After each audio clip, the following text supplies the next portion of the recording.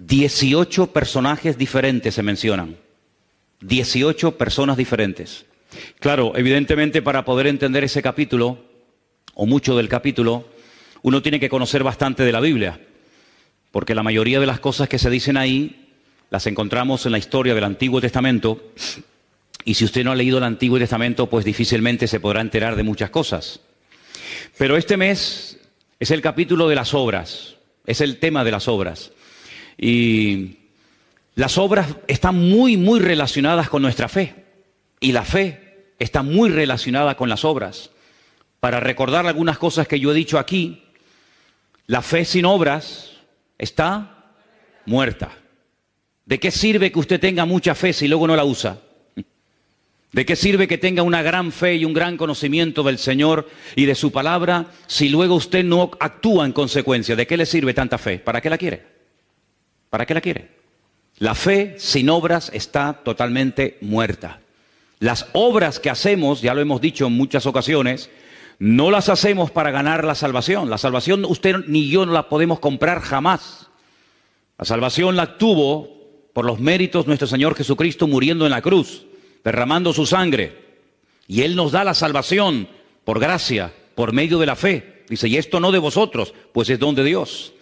Pero una vez que ya nos hemos convertido, una vez que ya hemos puesto nuestra vida en las manos del Señor, se tiene que notar a la hora de hablar, a la hora de reaccionar, en lo que hacemos, en lo que decidimos, en lo que pensamos, etcétera. Todo tiene que estar, ¿verdad?, impregnado de esa fe, y es la que nos ayuda a movernos, a tomar decisiones, a cambiar nuestra forma de ver la vida, etcétera, etcétera. Ahora, si vamos al capítulo 11 del libro de Hebreos, y le pido por favor que vayan ya, ustedes van a encontrar que el capítulo 11 de Hebreos, cuyo tema central, como bien saben, es el tema de la fe, empieza dándonos una pequeña definición de lo que es la fe. Y aparecen dos sustantivos, el sustantivo certeza y el sustantivo convicción. Leamos el versículo 1. Dice, la fe es pues la certeza de lo que se espera, la convicción de lo que no se ve. Quiero volver a leer otra vez este versículo. Preste atención. La fe es la certeza de lo que se espera, la convicción de lo que no se ve. Los seres humanos creemos en millones de cosas que nunca hemos visto y probablemente nunca veamos. Así que no es una excusa el no ver a Dios para no creer en Él.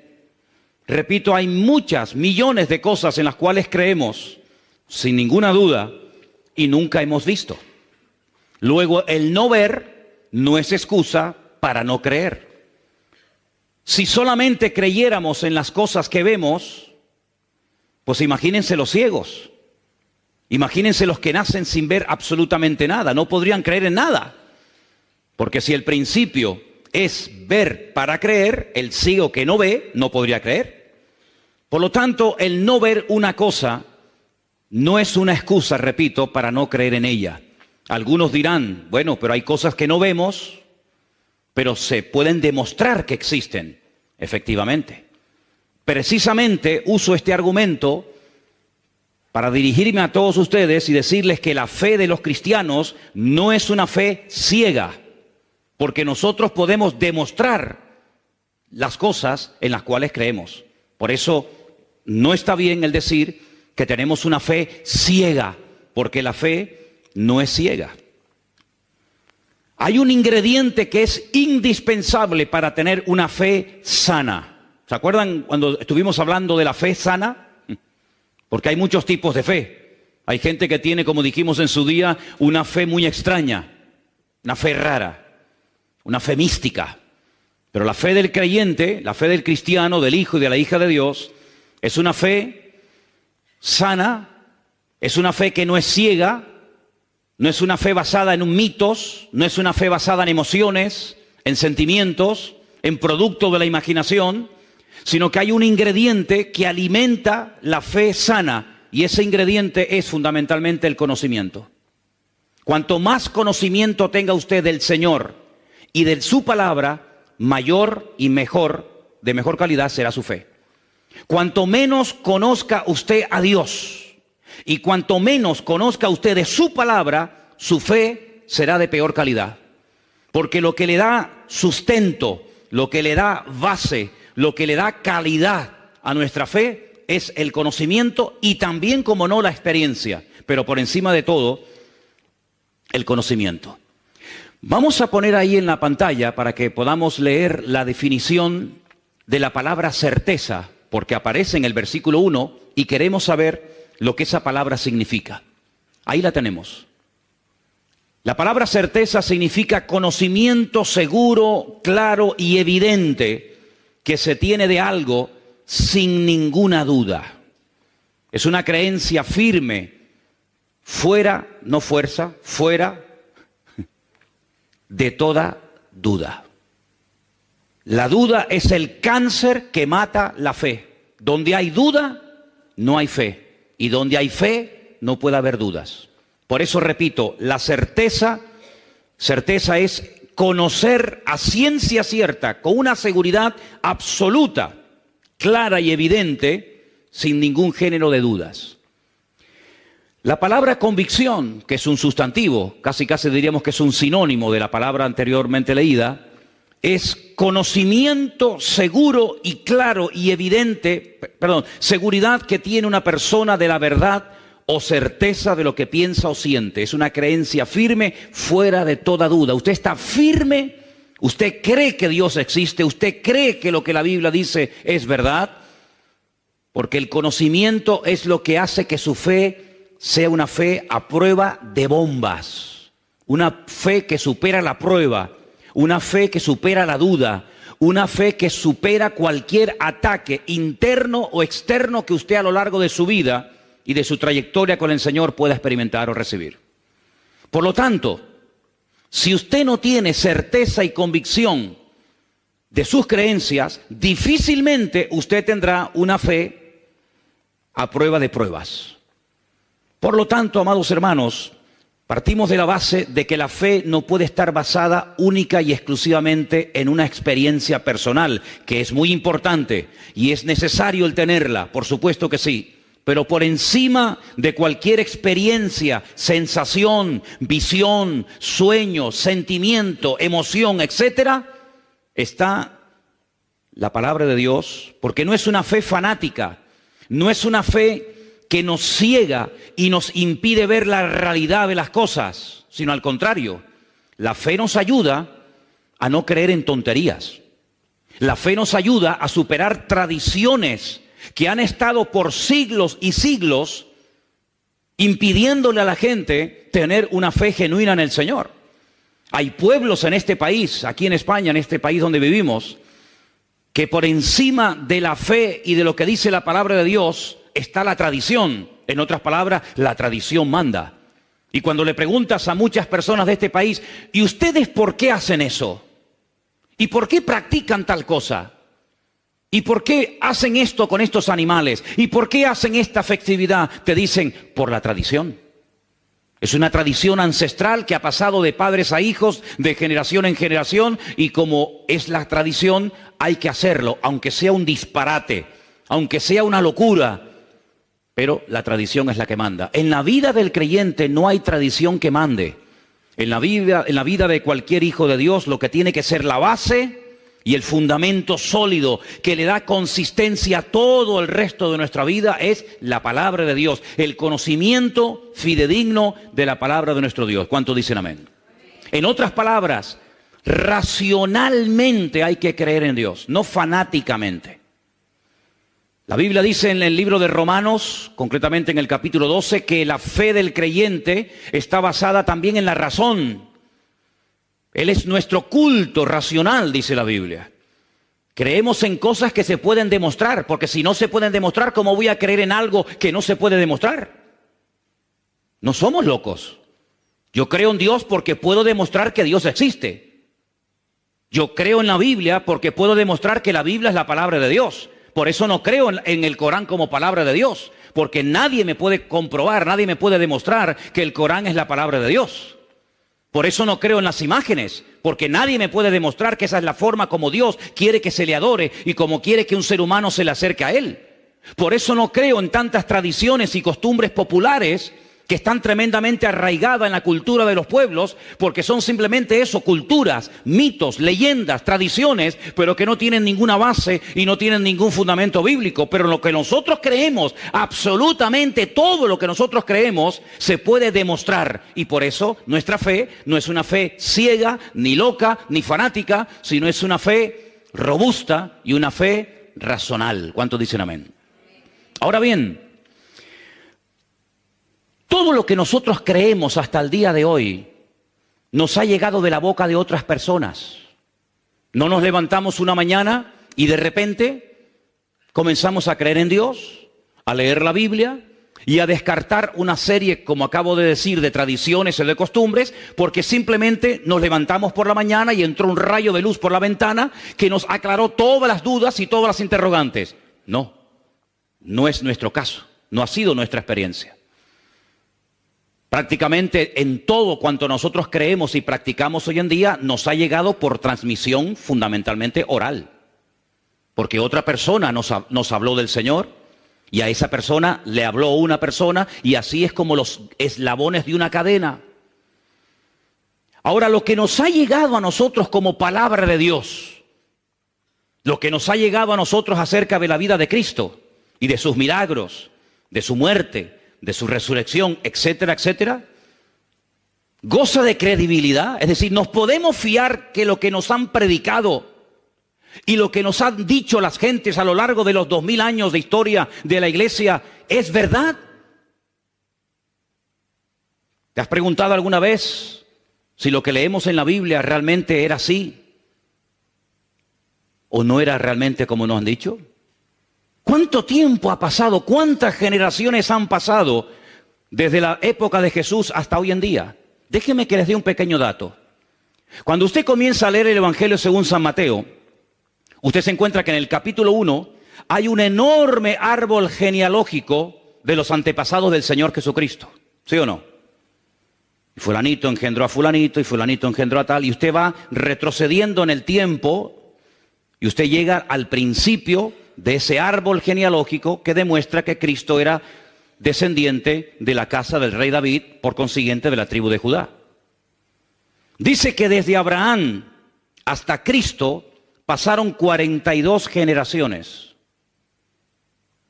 Ahora, muchos de los que están aquí, o algunos de los que están aquí, cuando leen, por ejemplo, un libro de arqueología, o los que están estudiando en institutos y universidades, muchas veces se te dan datos y se te dan fechas realmente que te dejan con la boca abierta, pero nadie los pone en tela de juicio. Por ejemplo, cuando se descubre un fósil, un hueso o algo por ahí, te dicen, esto tiene 10 millones de años. Y a veces tengo la sensación que cuanto más millones de años tenga, como que más fe hay que tener en eso. Y te dicen, no, este dinosaurio vivió hace 250 millones de años. Y nadie cuestiona la barbaridad de millones que le ponen, la cantidad de ceros que le añaden a la derecha a esa cifra. Sin embargo, si yo les dijera que desde Cristo hasta hoy en día han pasado simplemente 50 generaciones, si ponemos que una generación, según la Biblia, duran 40 años, 50 por 40 son 2000. Es decir, tenemos que creer que ese hueso, que ese dinosaurio, que esa piedra o lo que sea, tiene 100 millones de años y nadie puede decir ni mu, porque lo ha dicho el señor fulano de tal. Pero si yo os digo que de aquellas personas que vieron, hablaron y caminaron y palparon y reconocieron al Señor, simplemente han pasado 50 generaciones, que no es nada, 2000 años, todo el mundo se pone como en guardia. ¿Cómo es posible que no haya ningún problema a la hora de aceptar millones de años para una cosa y todo tipo de objeciones y de problemas y de trabas se ponen cuando hablamos de que desde Cristo hasta nosotros hoy en día han pasado aproximadamente 50 generaciones o 2000 años? ¿Por qué? Porque hablamos de Cristo. Y cada vez que se menciona o se habla de Cristo, automáticamente la gente se pone en guardia. Nadie se pone en guardia cuando te dicen que este hueso tiene 200 millones de años. Nadie. 200 millones de años, perfecto. Pero todo el mundo o mucha gente cuando hablas de Cristo y de la credibilidad de la Biblia y de la credibilidad de los manuscritos de la Escritura y de la antigüedad y del tiempo, se ponen en guardia. Pues déjenme decirles algo, hay mucho más base para creer en las personas que vieron, caminaron y oyeron y aprendieron directamente de los labios de Cristo que para creer que ese hueso tiene 250 millones de años. Porque los sistemas de datación de las cosas, de los huesos y de las piedras, etcétera, muchas veces falla. De hecho, se han aplicado sistemas de medición sobre animales que están vivos, como por ejemplo el carbono 14 o la radiación que queda en una piedra, en algo cuando pasa el tiempo, y han dado que tiene millones de años y el animal estaba vivo y no se había muerto. Sin embargo, las personas que le conocieron gozan de toda nuestra credibilidad y de todo nuestro respeto, porque fueron testigos oculares del hecho que marcó un antes y un después en la historia de la humanidad. Sabemos cómo se llamaban, dónde vivían. Podemos hasta el día de hoy visitar los lugares donde vivieron, donde caminaron, donde predicaron, donde fueron torturados, donde fueron encarcelados, etcétera, etcétera.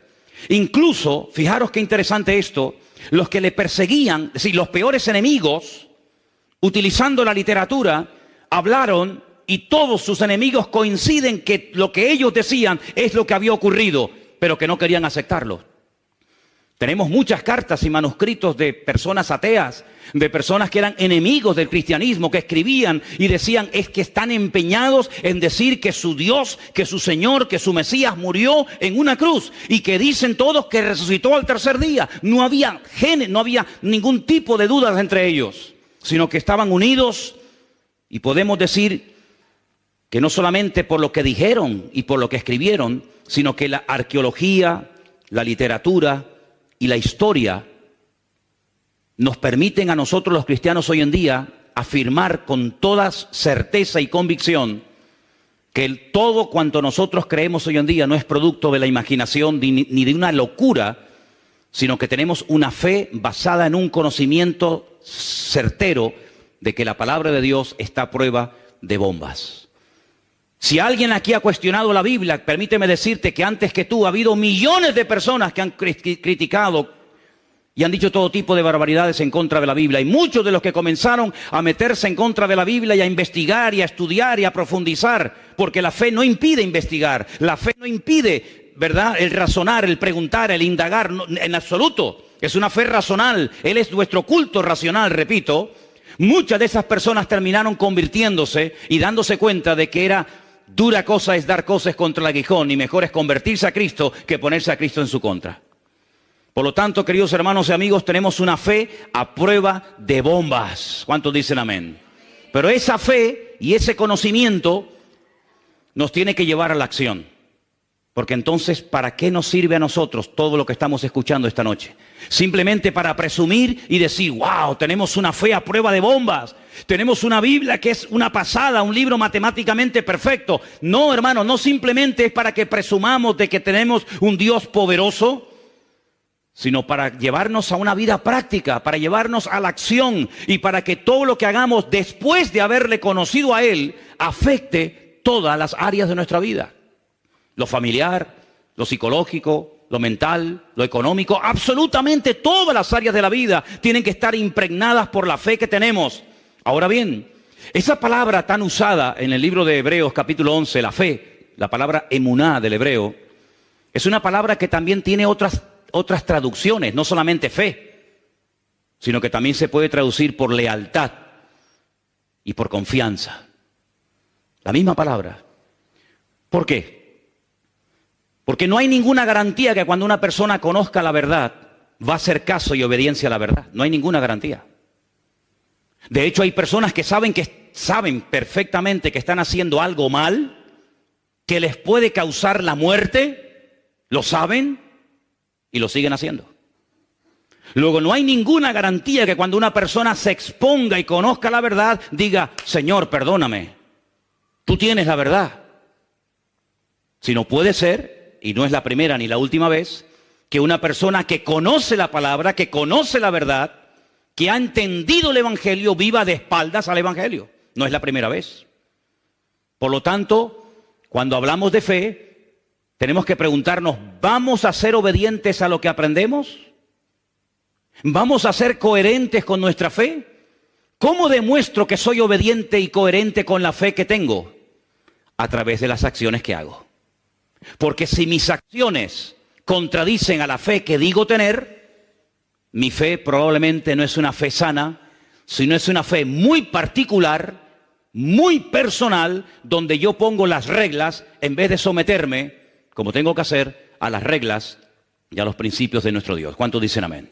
Dígale que está a su lado, nuestra fe no es ciega, nuestra fe es una fe racional, basada en el conocimiento. Aleluya.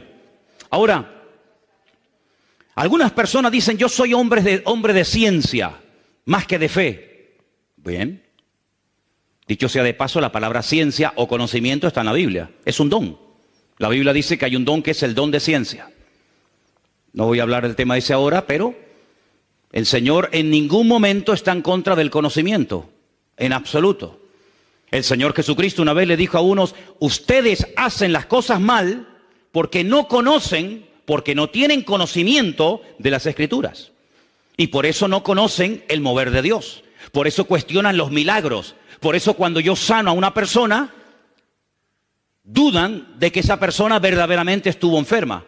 ¿Se acuerdan, por ejemplo, en Juan? En el Evangelio según San Juan, capítulo 9, dice que el Señor sanó a una persona que era ciega de nacimiento. No que había perdido la vista, sino que fue ciego desde el vientre de su madre hasta que el Señor lo sanó. Juan capítulo 9. Y cuando fue sanado, llamaron a sus padres porque los judíos decían, mientes, tú nunca fuiste ciego. Y entonces vinieron los padres y dijeron, nuestro hijo nació ciego. Pero no nos preguntéis a nosotros, sino preguntadle a él porque ya tiene edad, porque dice la Biblia que tenía 40 años. Cuando una persona no conoce al Señor ni conoce su palabra, puede llegar a cuestionar todo. Por eso hay personas que cuando tú le abres tu corazón y le cuentas tu testimonio, se rebelan, te llevan la contraria, se burlan de ti, porque no conocen a Dios. Porque hay una regla elemental del reino de Dios que dice que el que es de Dios te va a oír y el que no es de Dios no te va a oír. En esto conocemos quiénes son de Dios y quiénes no son de Dios, lo dice la Biblia. Entonces, cuando una persona se goza en lo que le estás contando, algo que Dios ha hecho en tu vida, un milagro, una respuesta a una oración o lo que sea, puedes tener la completa seguridad de que esa persona se goza porque cree y tiene la misma fe y conocimiento que tú tienes. Pero cuando a una persona le dice, yo tenía cáncer y Dios me ha sanado, y se burla y cuestiona el poder de Dios, es porque no conoce ni a Dios ni a su palabra. Porque si conociera a Dios y a su palabra, diría, gloria a Dios, ¿cómo no te va a sanar el Señor de cáncer si Él es el Señor todopoderoso? ¿Cuántos dicen amén? Pero cuando el Dios de esa persona no es un Dios todopoderoso, ¿cómo te va a sanar a ti Dios de esa enfermedad o de cualquier otro problema? ¿Te das cuenta? Así que la ciencia te lleva hasta la frontera, te permite conocer cosas, pero no te permite entender las cosas. Por eso hay gente de ciencia que conoce, pero no entiende. Sin embargo, si vamos a Hebreos capítulo 11, en el versículo 3, fíjate, porque yo una de las razones por las cuales le pedí que ustedes estudiaran y leyeran el capítulo 11 de Hebreos es para que se dieran cuenta la cantidad de cosas que se pueden hacer en la vida cuando una persona tiene fe en Dios. Y dice en el versículo 3, por la fe entendemos. Ay, amigo, no solamente conocemos. Yo para conocer muchas cosas no necesito tener fe. Pero para entender muchas cosas tengo que tener fe, porque el conocimiento no me lleva al entendimiento. Me da una información con la cual puedo incluso estar en contra. Pero dice que por la fe entendemos haber sido constituido el universo por la palabra de Dios. De modo que lo que se ve fue hecho de lo que no se veía. Luego lo visible viene de lo invisible. Ahora, el día que Dios diseñó y creó el universo, no habían testigos, no había ningún notario tomando nota, no había nadie que pueda decir Yo estuve allí y efectivamente fue así. Yo lo vi cuando le dijo a la nada, sea la luz, y la luz apareció de la nada. No hay testigos, ni siquiera uno. Y entonces es cuando tenemos que recurrir al documento oficial donde Dios da testimonio de sí mismo. Y ese documento oficial que Dios utiliza para dar testimonio de sí mismo es su palabra. Lo que Él pensó se materializó cuando lo dijo. Pero si Dios simplemente hubiera dicho, sea la luz o sea tal y cual otra cosa, y esa palabra, esa orden, ese mandato no se hubiera escrito, ¿cómo sabríamos tú y yo que Dios creó el universo con el poder de su palabra sin tener ningún tipo de materia prima en la mano? Hermanos, para hacer este púlpito hizo falta un material llamado metacrilato. Para construir o hacer esta plataforma se necesitó madera. Para construir este edificio hizo falta cemento, arena, etcétera, etcétera. Pero Dios no necesitó materia prima para crear el universo, sino que lo único que, entre comillas, utilizó o usó el Señor fue el poder de su palabra. Y esa declaración, esas 6 veces que Dios da órdenes a la nada, las tenemos registradas en el único documento oficial que atestigua y da fe que lo que Dios hizo se cumplió. Y ese documento, gracias al Señor, lo tenemos aquí en la mano. Y se llama la Biblia, la palabra de Dios. ¿Qué es lo que puede presentar el hombre como contraargumento? Teorías. Teorías no demostrables. Opiniones, especulaciones, hipótesis. Y hay 10 o 12 opiniones diferentes acerca del origen de todo esto. Por ejemplo, ya Aristóteles, el famoso filósofo griego, decía que la creación es eterna, que siempre ha existido. El sol siempre ha existido, la luna siempre ha existido, la tierra, el universo siempre ha existido. Pero sin embargo eso no es verdad. Todo lo que vemos tuvo un inicio, tuvo un comienzo. Y todo comenzó con una orden, con un mandato de la boca de nuestro Dios. Y el documento, repito, que da fe de que efectivamente eso fue así, está en su palabra. Dijo Dios, sea la luz, y fue la luz. La Biblia no se escribió para convencer a nadie de nada. La Biblia no es un libro cuyo objetivo fundamental es convencer al inconverso de que existe Dios. Ese no es el objetivo de la Biblia. El objetivo de la Biblia no es demostrar que Dios existe. El objetivo de la Biblia no es ese. La Biblia ya desde el principio comienza mencionando a Dios en primera persona. Dijo Dios, sea la luz, y fue la luz. Y ya lo da por hecho. Incluso la misma Biblia dice que el necio dice en su corazón que Dios no existe. El necio. Porque hay que ser necio. Y yo me remito a la palabra de la Biblia. Hay que ser un necio para decir que Dios no existe. El día que a mí me demuestren que Dios no existe, ese día nos sentaremos y hablamos. Pero de momento no he encontrado en todos los años que tengo a nadie que sea capaz de demostrarme que Dios no existe. Algunos me dicen, demuéstrame tú que tu Dios existe. Digo, no, vamos a hacerlo al revés. Empieza tú. Empieza tú. Ustedes son mayoría, ¿no? Los que dicen que Dios no existe, pues presentadme argumentos para demostrar que Dios no existe. Y nadie te va a poder demostrar que Dios no existe. Absolutamente nadie. Ahora bien, las 2 palabras que aparecen ahí en el versículo 1, certeza y convicción, todos ustedes saben que la Biblia se escribió fundamentalmente en 2 idiomas. El Antiguo Testamento se escribió en la lengua sagrada, el hebreo, y el Nuevo Testamento se escribió en el idioma culto de la época, que era el griego, ¿vale? Los manuscritos de los cuales se ha traducido el Nuevo Testamento a todas las lenguas que existen hoy en día son de origen griego. Las 2 palabras que aparecen ahí en el versículo 1, griegas, para hablar acerca de certeza y convicción, una de ellas es la palabra upostasis. Permítame llevarles al capítulo 1 de Hebreos, versículo 3. Estamos en Hebreos capítulo 1, versículo 3, donde dice lo siguiente. El cual, siendo el resplandor de su gloria y la imagen misma de su sustancia, esa es la palabra que les acabo de mencionar, y quien sustenta todas las cosas con la palabra de su poder, habiendo efectuado la purificación o la limpieza de nuestros pecados por medio de sí mismo, se sentó a la diestra de la majestad en las alturas. Una cosa es que yo diga la palabra agua, que todo el mundo la conoce, y otra cosa es cuando tomamos ese elemento que todo el mundo conocemos y sin el cual es imposible la vida, y lo analizamos químicamente. Hay una fórmula que define al agua, como hay una fórmula para definir todo lo cuanto existe y que tiene materia, que tiene masa. Y la fórmula del agua es H2O, hidrógeno y oxígeno. El hidrógeno es energía. Por eso cuando bebes agua, no solamente calmas la sed, oxigenas tu cuerpo, oxigenas tu sangre, sino que además te mete oxígeno en tus venas, hidrógeno. Y el hidrógeno en grandes cantidades es una bomba. Hay bombas de hidrógeno, mucho más potente que la bomba atómica. El hidrógeno es capaz de mover toneladas y toneladas y cosas que no te puedes ni imaginar.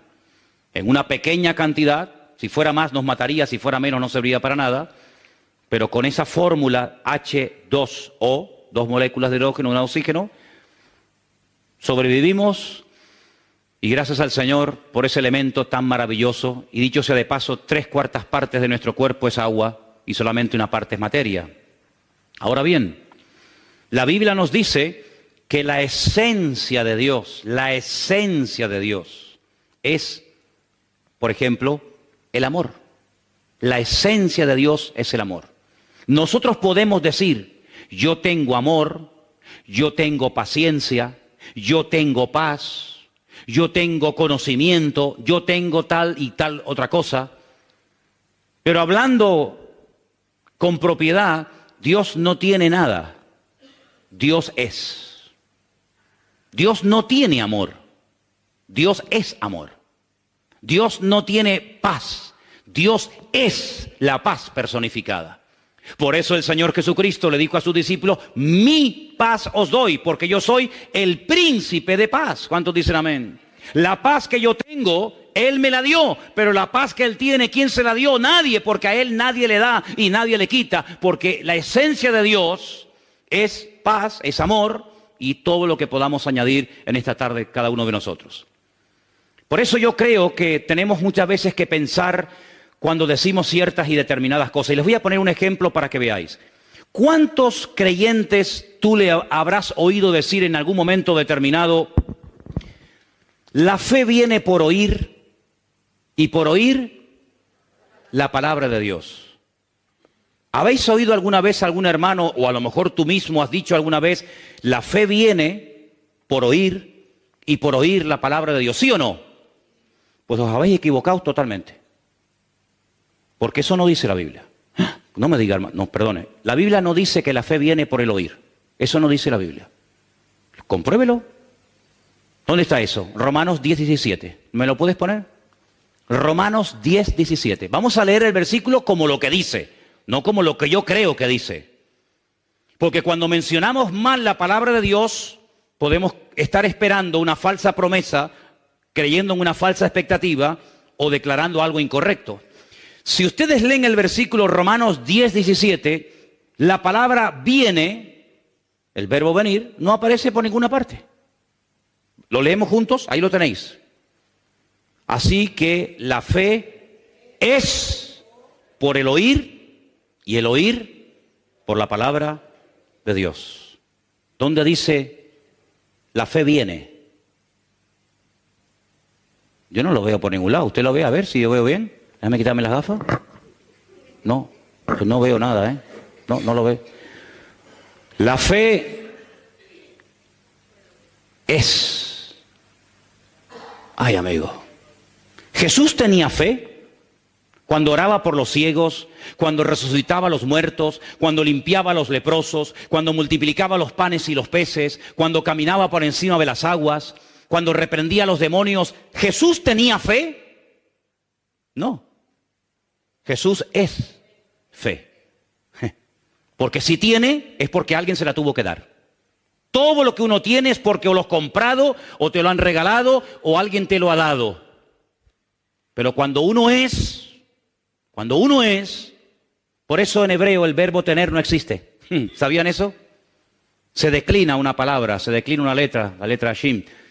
No existe el yo tengo, tú tienes, él tendrá, nosotros tenemos. No, se declina una palabra porque el tener no existe. Aquí el único que tiene, pero más que tener, el único que es y que da es nuestro Señor Jesucristo, es nuestro Dios. Y quiero decirles que en ese texto de Romanos 10:17, en todos los manuscritos no aparece la palabra Dios.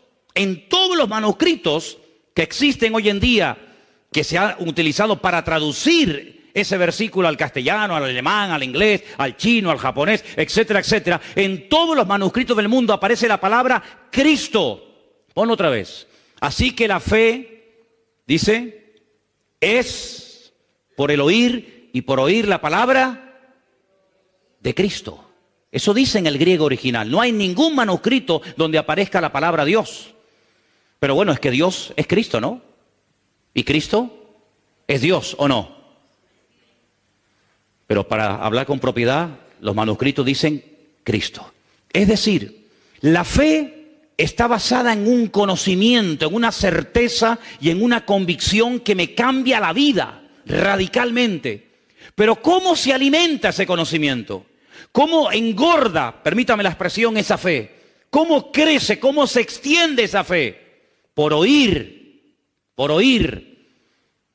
directamente de aquel que es la fe personificada, es decir, por la comunión, por la relación diaria, permanente y constante con mi Señor, con mi Dios. Es como mi fe se mantiene firme y crece y aumenta y se extiende. ¿Cuántos dicen amén? Si usted no tiene comunión con Dios, ¿con quién tiene comunión? Si usted no tiene una relación íntima, privada y diaria con el Señor, ¿con quién la tiene? Es más, cuando una persona mengua en su relación con Dios, los primeros que se dan cuenta son los que viven contigo. Si no, pregúntale a tu mujer, pregúntale a tu marido, a tu madre, a tu padre, a tu hijo. En el momento en el que tu comunión con el Señor mengua, en el momento en el que tu comunión con Dios no es como tiene que ser, comienza a brotar la antigua naturaleza. Comienza a despertarse el gigante dormido. El gigante que pensabas que habías vencido, pero que simplemente lo has tenido dormido durante tiempo, comienza otra vez a despertarse y a hacer de las suyas. Por eso, lo mejor que podemos hacer en nuestra vida es mantenernos bien cerca, en comunión diaria y permanente con nuestro Dios, con nuestro Señor Jesucristo, para que nuestra fe no mengüe, sino que nuestra fe sea una fe viva, una fe sana, una fe robusta, y podamos ir de victoria en victoria y de gloria en gloria y de bendición en bendición en el nombre del Señor. Porque la fe, queridos hermanos, sí está basada en el conocimiento, pero ¿en el conocimiento de qué o de quién? En el conocimiento de mi Dios y en el conocimiento de la palabra de mi Dios. Amén. Ahora, voy a explicarles algo referente a esta palabra upostasis, que es la palabra que aparece en el versículo 1 del libro de Hebreos, y quiero darles una pequeña explicación para no perdernos en demasiadas explicaciones. Esa es la palabra que aparece en el griego para la palabra certeza, sustancia, esencia. Es algo que afecta el mundo. Si cogiéramos un vaso de agua y le echáramos un chorro de aceite, ¿se notaría? Sí, claro que sí. Si cogiéramos, por ejemplo, una Coca-Cola y la echáramos dentro de un vaso de agua, automáticamente cambiaría el color, el sabor y todo, ¿a que sí? En otras palabras, nuestra esencia como seres humanos es una esencia que viene deteriorada por la desobediencia y por el pecado. Y por eso cuando venimos a este mundo tenemos que aprender a ser obedientes. Nunca se aprende, nunca hay que enseñarle a un niño a ser desobediente. ¿Usted le enseñó a su hijo a ser desobediente? No, es que ya eso lo aprenden solo. ¿Usted le enseñó a un niño decir mentiras? No, las aprenden solo. ¿Decir malas palabras? Es como que viene en la esencia del hombre, ¿verdad? Pero cuando entra el Señor en nuestra vida, nuestra esencia espiritual tiene que cambiar radicalmente. Por eso no es normal, aunque algunos crean que sí, que cuando pasan muchos años caminando con el Señor y conociendo al Señor, sigamos hablando igual, actuando igual, pensando igual, pecando igual. Juan observa y dice, el que sigue practicando y viviendo en el desorden, el que sigue viviendo como si nada en el pecado, es que no ha conocido a Dios. Porque el que ha conocido a Dios no practica el pecado. ¿Cuántos dicen amén? Dígale que está a su lado. El que conoce a Dios no practica el pecado. No lo puede practicar. Porque cuando uno conoce al Señor, lo que menos uno quiere hacer en la vida es pecar y desobedecer al Señor. En esto conocemos que hemos pasado de muerte a vida, dice Juan, en que amamos a los hermanos. ¿Cómo pueden pasar años sin dirigirle la palabra a una persona y usted llamarse cristiano? Es que probablemente usted no sea cristiano. Porque la Biblia dice que el que practica asiduamente algo no ha conocido a Dios. Es que no lo digo yo, que yo no he escrito ni una página de la Biblia. La Biblia dice que el que dice que ama a Dios y trata al trancazo a su hermano y no le habla, lo insulta, lo humilla, no lo ama, no lo respeta, no lo perdona, no le permite en un momento determinado cometer un agravio contra usted, entonces usted es más duro que Dios. Usted es más juez, más duro y más intolerante que Dios. Porque la Biblia dice que en esto se demuestra que hemos pasado de muerte a vida. En que hay algo en nuestra naturaleza que ha cambiado. ¿Y saben lo que ha cambiado? La esencia. Ahora tenemos la esencia de Dios. Dice que Él es el autor y el consumador de nuestra fe. Él es el que nos da la fe y el que nos mantiene esa fe viva en nosotros. Y por eso, cuando obramos, cuando hacemos obras, cuando hacemos buenas acciones, fruto, en definitiva, pues estamos demostrando que nuestra fe no es una fe muerta, sino es una fe viva. La otra palabra que aparece también se puede encontrar en la Biblia como la palabra amonestación. ¿Podemos poner otra palabra? Una era upostasis, la otra es elengos. La palabra elengos a veces se traduce en la Biblia por la palabra reprender, amonestar. Es decir, escuche bien esto es un concepto que esta semana me ha llamado mucho la atención. Cuando dice la fe es convicción, la fe es una amonestación. La fe es algo que me sacude. La fe es algo que me dice, no, así no es. La verdadera fe, no la fe religiosa, no la fe de la tradición, no la fe del mundo, no. La fe de Dios, esa semilla, esa esencia divina que Dios pone como regalo en tu alma, en tu corazón, es una semilla que te sacude por dentro.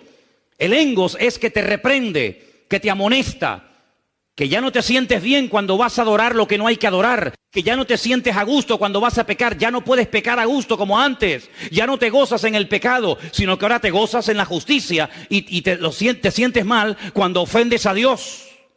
Esa es una característica de la fe de la cual se habla muy poco, porque se suele hacer mucho énfasis que la fe es para ver milagros, para recibir respuesta a nuestras oraciones. Sí, todo está muy bien, pero cuidado, la fe que decimos tener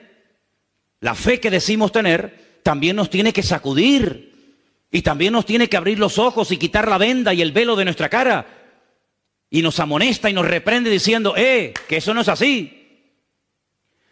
Por eso, queridos hermanos, dice la Biblia que cuando Pablo se convirtió al Señor, enseguida predicaba de la fe.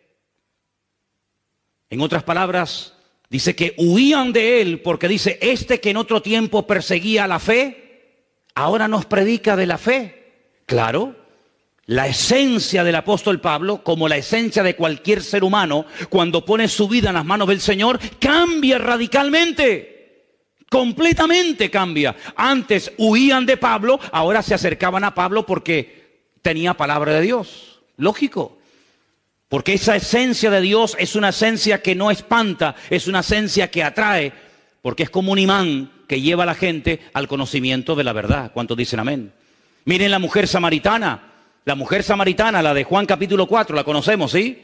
¿A qué hora fue a buscar agua? A las 3 de la tarde, ¿a quién se le ocurre? ¿A quién se le ocurre a las 3 de la tarde en Israel con el calor que hace ir a buscar un cántaro de agua? ¿A nadie?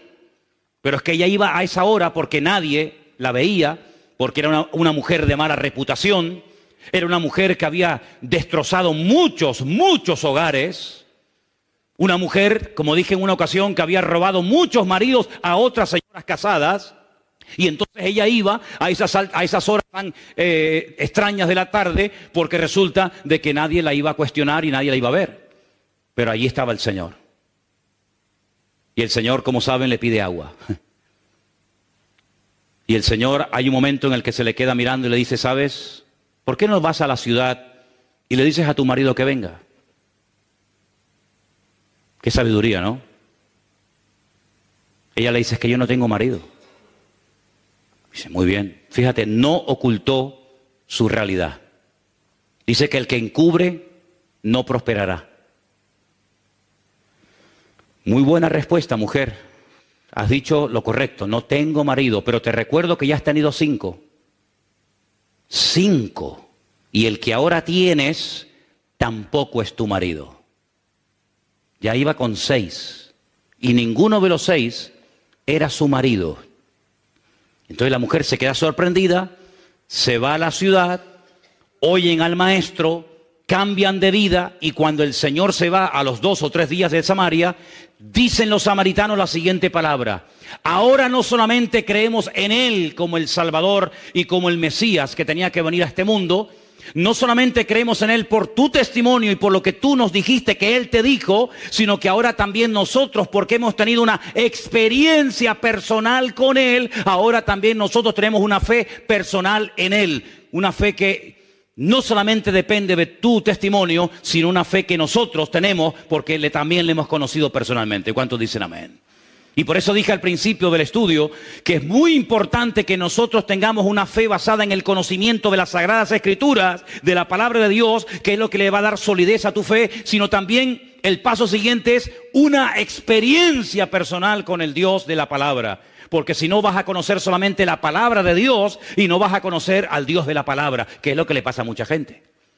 Hay muchas personas que han estudiado en seminarios y dicen que saben mucho de la palabra de Dios, pero de Dios no tienen ni idea. Cada vez que voy a Israel me pasa lo mismo. Hablo con muchísima gente que tienen conocimiento de la palabra de Dios tremenda. Libros enteros de la Biblia se saben de memoria, cosa que ninguno de nosotros sabemos. No hay nadie aquí que se sepa un libro de la Biblia de memoria. Nadie. Y allí en Israel hay miles de personas que se saben libros y libros enteros de la Biblia de memoria. Pero de Dios, del Dios de la palabra, no tienen ni idea. Porque si conocieran al Dios de la palabra, nunca hubieran crucificado al Hijo de Dios, ni lo hubieran rechazado, ni lo seguirían rechazando. ¿Te das cuenta? Luego el conocimiento por sí mismo no es suficiente. Porque no hay nada peor que pecar después de haber conocido, después de haber recibido el conocimiento y seguir pecando y rebelándote contra el Señor. Ahora bien, la fe tiene un ingrediente muy interesante y es que te ayuda a cambiar lo natural por el poder de la fe en el mundo espiritual. Es decir, hay varios pasajes, voy a poner solamente 2 o 3 ejemplos para que veáis lo interesante que es. Hay gente que acepta cosas en la vida con una cierta resignación, como diciendo, bueno, esto es lo que me ha tocado en la vida. Esta es la cruz, dicen algunos, que me ha tocado llevar. Vamos a ver. ¿Usted se acuerda cuando un joven llamado David, que en aquel momento no era rey ni era nada, recibe el encargo de su padre para que vaya al campo de batalla donde están sus hermanos mayores a ver cómo están? ¿Se acuerda del pasaje? Seguro que sí. Dice la Biblia que cuando llegó al campamento y habló con sus hermanos y le dio la comida que traía para ellos de parte de su padre, él se dio cuenta de que en el campamento había un ambiente extraño. Allí no se respiraba a fe por ninguna parte. Allí había temor, allí había miedo. Y él pregunta y dice, ¿qué es lo que pasa? Porque yo noto que aquí hay un ambiente donde no está la presencia del Señor. Porque dice la Biblia que el amor echa fuera el temor, y allí había temor por todas partes, empezando por el rey hasta el último del ejército. Y le informan de que hay un paladín, que hay un gigante enorme llamado Goliat, que lleva 40 días asustando, amedrentando a las tropas del ejército de Israel. Y entonces él le dice al rey Saúl, yo voy a ir y voy a luchar contra ese hombre. Y todo Israel sabrá hoy que el Dios de Israel es el Dios vivo y verdadero. Recibe todo tipo de oposición. Primero por parte de sus hermanos. Segundo, el rey intenta ponerle una armadura que ni a él le servía, cuanto menos a David. En otras palabras, intentan con armas naturales dotar o capacitar a David para una batalla que ni ellos mismos, todos juntos, serían capaces de vencer al gigante Goliat. Pero David les dice una palabra extraordinaria, primero al pueblo y después al gigante Goliat, que es a lo que quiero ir. Primeramente le dice a los soldados, incluido al rey Saúl, yo no voy a él con espada y con jabalina. Porque esta guerra, él había discernido que no era una guerra cuerpo a cuerpo, como tantas que tuvo que librar después cuando fue rey de Israel. Sino que esta es una guerra que tiene una connotación diferente. Y ustedes no han sabido discernir el espíritu que hay detrás de este hombre. Ustedes miran a Goliat, pero yo me doy cuenta de que detrás de Goliat hay demonios. Detrás de Goliat hay fuerzas demoníacas que lo que intentan es frenarnos, humillarnos e impedir que seamos un pueblo feliz y un pueblo vivo y victorioso. Y por eso yo no puedo ir contra este hombre con una espada, con una lanza, con una jabalina, porque en este momento esta guerra no se gana así. Mañana, cuando sea rey, iré con espada, con lanza, con jabalina, etcétera, etcétera. Pero hoy, precisamente hoy, estas armas son inservibles, no sirven para nada. Hoy voy a utilizar otro arma que ustedes lamentablemente no conocen y que yo voy a utilizar hoy, y van a ver qué tremendo resultado va a producir en el mundo natural. Y es que yo voy a ir en el nombre del Dios de Israel. Claro, ellos se quedaron sorprendidos porque para ellos esta forma de hablar era muy extraña. Esta forma de hablar la desconocían totalmente, por eso estaban asustados. Porque uno tiene fe, amigo, hasta que tú pierdes el control. Y la verdadera fe es cuando empieza a funcionar, es cuando pierdes el control. ¿Lo has oído? La verdadera fe empieza a funcionar cuando tus recursos se acaban. Mientras tienes dinero en el banco, tú estás tranquila. Mientras tienes trabajo, no hay problema. Mientras tienes salud, no pasa nada. Pero se te acaba el dinero, comienzas a tener problemas de salud, pierdes el trabajo, te quitan 3 o 4 cositas que te dan una falsa seguridad, y ahí es donde empieza a funcionar la fe. Ahí es donde empieza a funcionar la fe. Fe no es llenar el depósito de gasolina, ir al sur y volver a Santa Cruz. Eso no es fe. Eso es lo que hace todo el mundo. Fe sería, en todo caso, ir con 1 litro de gasolina al sur y volver. Eso sí sería fe. Pero ir al sur con el depósito lleno de gasolina, ahí no hay ningún tipo de fe en absoluto. Fe no es moverme por lo que tengo, sino fe es moverme por lo que soy. Y mientras tú te muevas por lo que tienes, tú no estás demostrando tener fe. Pero cuando tú te mueves no por tus recursos naturales, sino por los recursos divinos, amigo, ahí donde verdaderamente se demuestra quién tiene y quién no tiene fe. Yo voy a ir desarmado, sin casco, sin escudo, sin jabalina, sin lanza, sin espada, sin puñal, a cuerpo descubierto, pero voy a ir protegido y cubierto por un nombre, que es sobre todo nombre.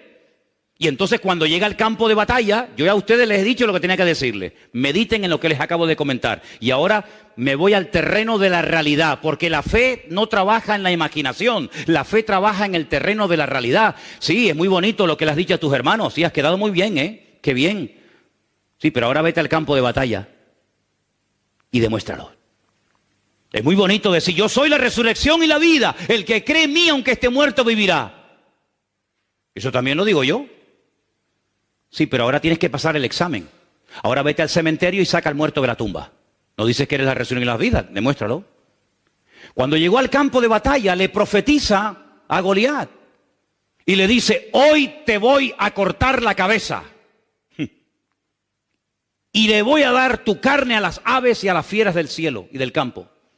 Y todo Israel sabrá que el único Dios que aquí manda y gobierna y controla es el Dios de Abraham, de Isaac y de Jacob. Y en base a esa palabra, en base a esa fe, por eso David es mencionado en el libro de Hebreos, aunque de pasada, porque dice que el tiempo le faltaría si se pone a hablar de cada uno de ellos, pero se menciona el nombre de David, si lo habéis visto. David acaba de dar una palabra de fe, como tú y yo la podemos dar, pero ahora hay que ir a la acción, amigo. Y ahora la dice a Goliat, ven, acércate. Y dice que se va a un arroyo donde toma 5 piedras. Una vez se lo expliqué, solamente de paso se lo vuelvo a explicar. Los filisteos controlaban toda la costa mediterránea. 5 ciudades: Gaza, Askelón, Asdod, Ecrón y Gaza. Y Gat. 5 ciudades. David dice 5 piedras, una para cada uno. Después de Goliat vendrá el otro y el otro y el otro. No fue capaz de venir nadie más. La Biblia dice que cuando salió, él le lanzó aquella piedra, derrotó al enemigo y todos los filisteos salieron huyendo. Es una cosa fuera de toda lógica. Porque que un joven mate a un gigante y que todo un ejército se ponga en desbandada, ¿pero por qué? Porque lo que hay es que descabezar al enemigo. Dice la Biblia, y Jesús lo explicó muy claramente, por favor entiendan esto. Tú no puedes entrar en la casa de un hombre fuerte y saquear sus bienes y sacar todo lo que le pertenece si antes no lo atas. ¿Cómo te vas a meter tú en la casa de un hombre que es más fuerte que tú, quitarle todo y llevártelo a tu casa? Es imposible. Primeramente habrá que reducirlo, atarlo, esposarlo, amarrarlo, y luego entras y te llevas las cosas. No es que estás dando una lección para saber cómo robar, cuidado. No es eso, sino simplemente un ejemplo, ¿vale? Pues en el mundo espiritual igual. ¿Cuál es tu gigante? ¿Contra quién estás peleando tú? Y a veces somos tan cortos que decimos, no, mi gigante es mi jefe. ¿Y detrás de ese jefe quién está? No, mi gigante es mi marido, mi esposa, mi vecino, mi fulanito de tal. No tienes visión espiritual, amigo. Pero dice la Biblia cómo obtener visión espiritual. Lo dice la Biblia, no es el tema, pero yo leía hoy en 2 de Corintios que cuando Moisés bajó de la montaña, era tal el resplandor de la gloria de Dios en su rostro que dice que se tuvo que poner un velo por delante de la cara. Y Pablo dice, eso me sirve a mí para explicarles algo a ustedes, judíos. Escúchenme, vengan para acá. Ustedes cuando leen y no entienden, ¿sabéis por qué? Porque tenéis el mismo velo que Moisés tenía sobre el rostro. Pero cuando ustedes se conviertan a Cristo, el velo que les impide entender, no conocer, entender, se quitará y entonces podrán entender las profecías y la palabra. Entonces, cuando hay una verdadera conversión, la visión espiritual se recobra. Antes era ciego, mas ahora veo. Ahora te das cuenta que detrás de ese político, detrás de esa persona que te critica o te calumnia o que sea, hay fuerzas espirituales donde nosotros podemos tener un efecto tremendo por medio de la fe, porque la fe me sirve para entender, la fe me sirve para tomar decisiones, la fe me sirve para avanzar y la fe me sirve también para discernir en el mundo espiritual dónde está el problema, no en lo natural, sino en lo espiritual. ¿Cuántos dicen amén? Bueno, yo espero que no hayan perdido el hilo, yo sé que son tantas cosas, pero ¿se dan cuenta, hermanos?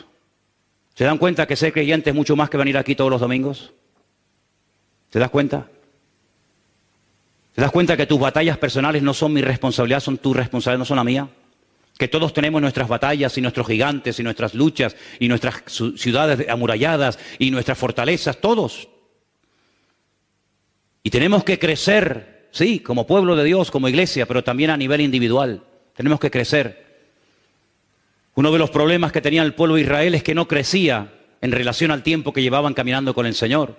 Dice, ustedes salieron de Egipto, pero Egipto no salió nunca de ustedes. Siguen todavía con la mentalidad de Egipto, echan de menos los pepinos, las cebollas, la comida de Egipto, por favor, pero si allí vivíais como esclavos. Pero cuando os viene un problema, enseguida volvéis al pasado, enseguida pensáis en qué bien vivíamos en Egipto. ¡Falso! ¡Falso! ¿Cómo que vivíamos bien en Egipto? Si allí vivíamos privados de libertad y estábamos pasando miseria, pobreza y necesidad y hambre. ¿Qué dicen? ¿Verdad? El enemigo siempre cuando viene un momento de prueba te va a hacer mirar atrás, siempre. El enemigo nunca te va a poner una visión delante. El único que dice mira hacia adelante es el Señor. Pero la mujer de Lot, cuando tuvo un momento de duda, ¿dónde miró? Atrás, nunca mira adelante. El enemigo siempre te va a hacer creer que los tiempos pasados fueron mejor que los presentes. Dice, y el que habla así no es sabio. Por lo tanto, cada vez que te entra nostalgia, cada vez que te dan ganas de mirar atrás, no es Dios el que te está hablando. El Señor siempre te dice, poned la mira en las cosas de arriba, si es que verdaderamente habéis resucitado con Cristo Jesús. El segundo ejemplo que les quiero poner, el primero fue el de David con Goliat, ¿sí? El segundo ejemplo es el de Elías, profeta Elías. Un hombre que sube a lo alto del Monte Carmelo y le dice a 400 profetas falsos de Baal, hoy tiene que quedar aquí bien claro en esta montaña quién es el verdadero Dios. Vamos a ver, lo que no es correcto es que ustedes por un día adoren a Baal y otro día adoren a Dios. No puede ser, esto es una ambigüedad, esto no lleva a ninguna parte. Vamos a tomar una decisión. Y en aquel monte que es muy alto, del cual se ve muchas partes de Israel, todo el valle de Meguido, etcétera, etcétera, les dice, vamos a orar, vamos a entrar en una guerra de tipo espiritual. Aquí no vamos a pelear cuerpo a cuerpo, sino aquí vamos a pelear en el mundo espiritual. Ustedes pongan sobre un altar de piedras a un buey, y yo pondré otro. Y ustedes oren e invoquen a vuestras divinidades y a vuestros dioses. Si vuestro Dios es el verdadero, que lo demuestre y punto. Que descienda fuego del cielo. Si no desciende fuego del cielo, ustedes están sinceramente equivocados. Estáis creyendo en una mentira como si fuera verdad. Y estáis inculcando y transmitiendo de generación en generación esas mentiras y esas fábulas a vuestros hijos. Y eso no se puede permitir ni un momento más.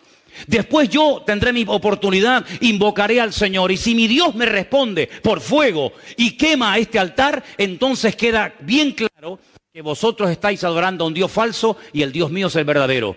Estaban tan equivocados y tan fanatizados que dijeron, vale, podían haber dicho, no, espera. Vamos a buscar una cosa más sencillita, Elías, por favor, que caiga fuego del cielo. No, pero ellos estaban tan convencidos que dijeron, vale, venga. Es increíble cómo la gente puede incluso llegar a dar la vida por una mentira, creyendo que está muriendo por una verdad. Es terrible. La fe religiosa es peligrosa. La fe religiosa puede llevarte a cometer barbaridades. Oraron desde la mañana hasta el atardecer y allí no hubo ninguna respuesta, hasta que le tocó el turno a Elías.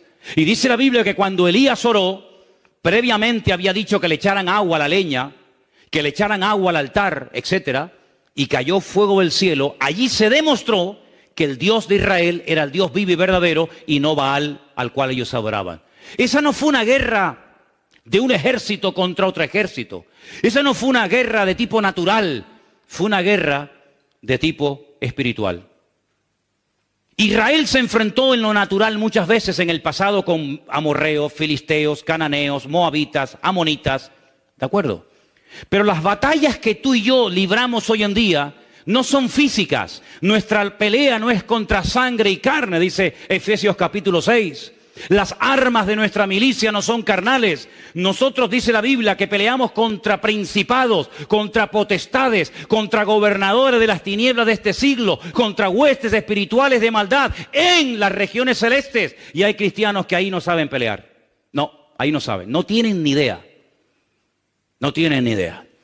Y es ahí donde el Señor en este 2017, a todos y a cada uno de nosotros, a los que quieran, nos quiere llevar a pelear la buena batalla, a pelear no contra el jefe que te trata mal y te humilla, no contra el profesor que la tiene según tú tomada contigo, no contra el vecino que te tiene amargada la vida y te raya el coche y te tira basura por la ventana, no contra fulano y... No, por ahí no van los tiros, amigo. Sino aprender a leer, aprender a discernir en el mundo espiritual y darte cuenta que hay cosas que no vienen de Dios. Y lo que no viene de Dios, a través de la fe, yo tengo la autoridad de reprender, tengo la autoridad de tomar autoridad sobre esas cuestiones y cambiar lo natural a través del nombre de nuestro Señor Jesucristo. ¿Cuántos dicen amén? Y quiero solamente recordarles algo. En Marcos capítulo 4, verso 37, es el último pasaje que voy a leer, aunque tengo aquí material para dar y vender. Pero en Marcos capítulo, como dije, 4, verso 37, quiero que presten atención a este último texto que voy a leer en esta noche, por favor. Y dice así. Si quieren, arrancamos desde el versículo 35, para empezar a leer la historia del principio. Aquel día, cuando llegó la noche, les dijo, pasemos al otro lado. Pasemos al otro lado. Ya hemos estado mucho tiempo en esta orilla. Despidiendo a la multitud, le tomaron como estaba en la barca y había también con él otras barcas. Pero se levantó una gran tempestad de viento y echaba las olas en la barca de tal manera que ya se anegaba. Ahora, no estamos hablando de un transatlántico. Estamos hablando de pequeñas embarcaciones donde si entra mucha agua, lo más probable es que nos hundamos aquí todos. Y puede haber algún muerto. De hecho, ¿cuánta gente, cuántos miles de personas han muerto cruzando de diferentes partes del mundo hacia Europa porque el tipo de embarcaciones en el que vienen no sirven para nada? Pues aquí hay un ejemplo bíblico de cómo va un grupo de 12 personas en una pequeña embarcación, se desata una tempestad de tal magnitud, y entonces fijaros que en el versículo 38 dice, él estaba en la popa, en la parte de atrás de la barca, durmiendo. ¿No se mareaba el Señor? Parece ser que no. Y no había biodramina, que yo sepa, en aquella época, ¿no? No se mareaba. Yo sé que si más de uno fuera en esa barca, madre mía, se hubiera tirado por la borda, ¿no? Estaba durmiendo en un cabezal y le despertaron y le dijeron, maestro, ¿no tienes cuidado que perecemos? Y yo, Señor, pero tú no te das cuenta que vamos a morir ahogados. Ahora vamos a pararnos un momento. ¿La fe para qué sirve? Para tomar sabias decisiones, para hablar correctamente. Ahora están hablando incorrectamente. ¿Por qué? ¿Quién es el que va dormido en esta barca? ¿Quién es el que va ahí dormido? ¿Cómo se llama ese señor que está ahí dormido? Yeshua HaMashiach, Señor Jesucristo. Bien. ¿Quién es él? Es el Mesías. Bien. Si es el Mesías, ¿qué dicen las profecías acerca de la muerte del Mesías? Bueno, Isaías 53 y otros pasajes es muy claro. Dice que traspasarían sus manos y sus pies y que moriría colgado, crucificado entre malhechores. Eso dicen las profecías. Si las profecías dicen que Él va a morir crucificado, ¿cómo le dicen al Señor, Señor, despiértate, que vamos a morirnos? No nos podemos morir. Él no puede morir en esta barca. ¿Por qué? Porque entonces la palabra sería mentirosa. Porque entonces Isaías era un mentiroso. ¿Se inventó eso de que lo iban a crucificar? ¿Se equivocó? No, iba a morir ahogado. ¿Por qué va durmiendo el Señor? Porque sabe que por mucho agua que entre, Él no va a morir ahogado. Esto es tremendo, ¿eh? No es lo mismo montarse en un avión sabiendo que no se va a caer que sabiendo que el avión se va a caer. ¿Te montarías? Usted va a morir en un avión. Ya no me monto más en aviones. Pero si yo sé con toda seguridad que no voy a morir en un avión, me puedo montar en 1.000.000 de vuelos que por mucho que se meneen, por mucho que se sacudan, yo sé que no voy a morir así. De alguna manera aterrizará. Esa era la fe que en ese momento estaba manifestando el Señor. ¿Cómo? Con paz, con tranquilidad. En paz me acostaré y asimismo dormiré. Ahí tenían delante de sus narices la paz personificada, pero ellos no, ellos pierden el control, y cuando uno pierde el control que dije antes, es cuando empieza la fe. Pero si no tienen fe, ¿qué fe van a usar? ¿Qué fe van a usar, amigo?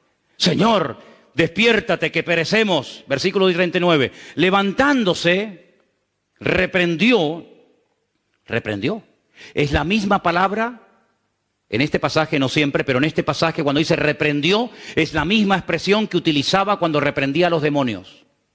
La misma. Toma autoridad de lo natural con el poder del mundo espiritual. Reprendió al viento y a la mar y le dijo, cállate, enmudece.